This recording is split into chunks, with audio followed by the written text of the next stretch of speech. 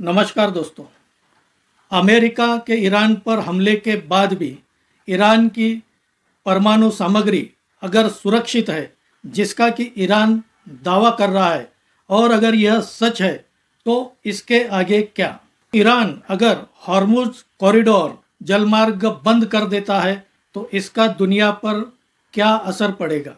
क्या रूस जिस तरह यूक्रेन से युद्ध में उलझ चुका है, उसी तरह अमेरिका को ईरान के साथ युद्ध में उलझाने का षड्यंत्र रचा जा रहा है?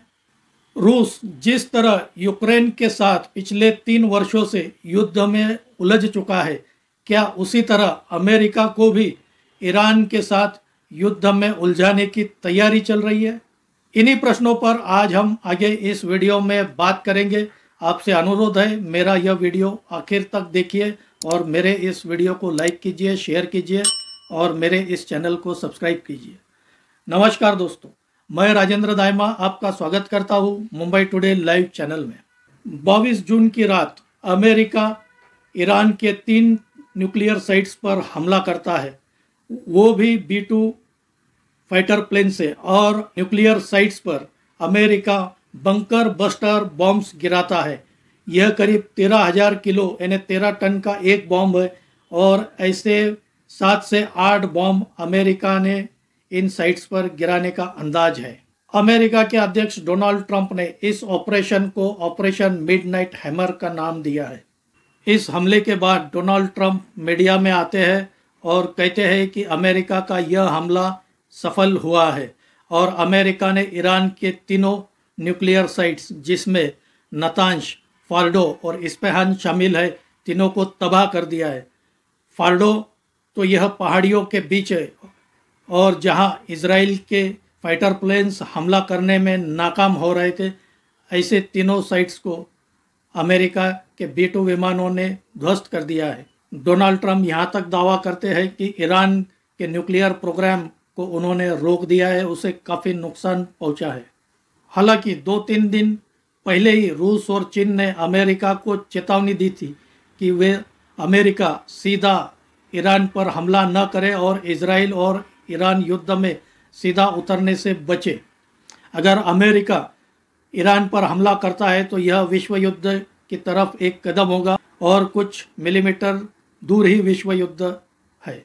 लेकिन डोनाल्ड ट्रंप ने रूस और चीन की इस चेतावनी को नज़रअंदाज करते हुए 2 दिन बाद ही ईरान पर हमला करने के आदेश देते हैं। इस हमले के बाद ईरान भी अमेरिका को इसका जोरदार जवाब देने का ऐलान कर दिया है। अमेरिका के हमले के बाद ईरान ने इजराइल के लगभग 14 शहरों पर बैलिस्टिक मिसाइल से हमला किया है।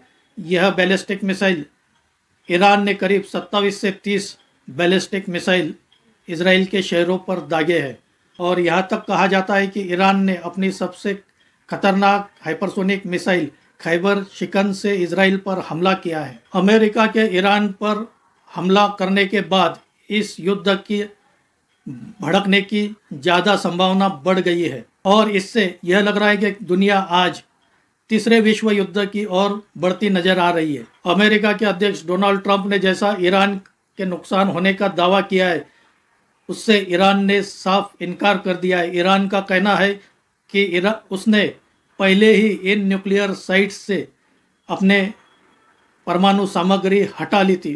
परमाणु सामग्री को ईरान ने किसी दूसरे सुरक्षित न्यूक्लियर साइट्स पर शिफ्ट कर दिया था, क्योंकि ईरान को पता लग चुका था कि इजराइल और अमेरिका इन साइट्स पर हमला कर सकता है। और अगर यह सच है तो ईरान के न्यूक्लियर हथियार बनाने के कार्यक्रम को कोई नुकसान नहीं हुआ, इसमें कोई शक नहीं। और बहुत जल्दी इस बात का पता चल जाएगा, क्योंकि रेडिएशन होता है या नहीं इसकी खबर आ जाएगी। इस हमले के विरोध में ईरान की संसद ने हॉर्मुज कॉरिडोर जलमार्ग बंद करने का निर्णय लिया है। इस कॉरिडोर से पूरे विश्व में करीब 20% कच्चा तेल सप्लाई होता है, और यहाँ तक कि 40% LNG गैस तक सप्लाई होता है। भारत का भी 40% कच्चा तेल और LPG गैस इसी मार्ग से भारत में आता है। ईरान अगर इस कॉरिडोर को बंद कर देता है तो इसके दुनिया भर में परिणाम दिखेंगे और कच्चे तेल की कीमतें बढ़ने की संभावना बढ़ गई है। अमेरिका के हमले के मामले को ईरान ने यूएन के सिक्योरिटी काउंसिल में भी लेकर गया है। ईरान ने यूएन सिक्योरिटी काउंसिल की इमरजेंसी मीटिंग लगाने की मांग की और कल रात ही यह मीटिंग हुई है। रूस और चीन ने भी इस मीटिंग में ईरान का साथ दिया। इस मीटिंग में यूएन में ईरान के राजदूत आमिर सईद इराबानी ने अमेरिका पर आरोप लगाए एनपीटी को लेकर कि एनपीटी को अमेरिका एक हथियार की तरह इस्तेमाल कर रहा है। हालांकि ईरान ने एनपीटी पर साइन किया है, लेकिन इजराइल ने अभी तक एनपीटी पर साइन नहीं किया और इजराइल के पास न्यूक्लियर हथियार होने की भी संभावना है।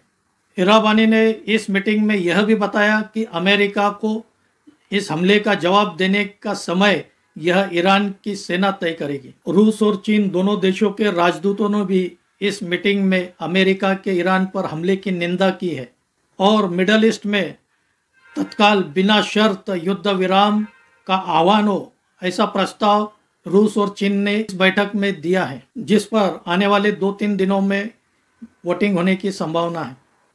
चीन ने डोनाल्ड ट्रंप के संदर्भ में कहा है कि हथियारों के बल पर शांति नहीं आ सकती। अब यहाँ सवाल उठता है, क्या रूस चीन ईरान की मदद के लिए सामने आएंगे? क्योंकि रूस के पूर्व राष्ट्रपति और रूसी सुरक्षा परिषद के उपाध्यक्ष दिमित्री मेदवेदेव ने एक बयान दिया है।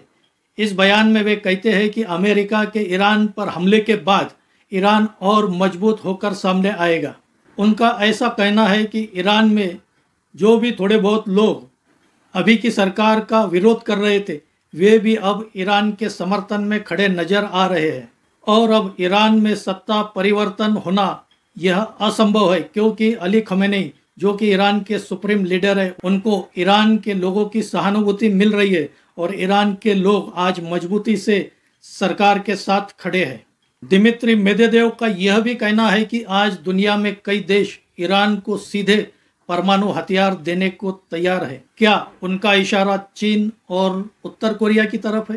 क्या यह दोनों देश सीधे ईरान को परमाणु हथियार दे सकते हैं, या फिर रूस परमाणु हथियार दे सकता है, या फिर टेक्नोलॉजी दे सकता है?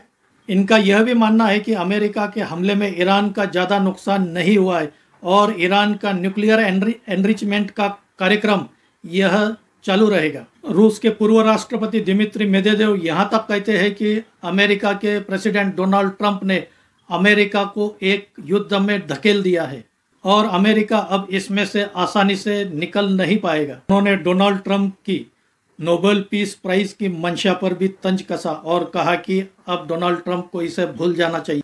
और इससे यह आशंका बढ़ गई है कि जिस तरह अमेरिका और यूरोपीय देश यूक्रेन की मदद कर रहे हैं रूस के खिलाफ, जिससे रूस आज पिछले 3 वर्षों से यूक्रेन के साथ युद्ध में उलझ चुका है, क्या यही आज इजराइल और ईरान के युद्ध में दोहराया जाएगा और रूस, चीन, उत्तर कोरिया ईरान को मदद करेंगे? और अगर ऐसा होता है तो निश्चित रूप से अमेरिका ईरान के साथ एक लंबे युद्ध में उलझ जाएगा।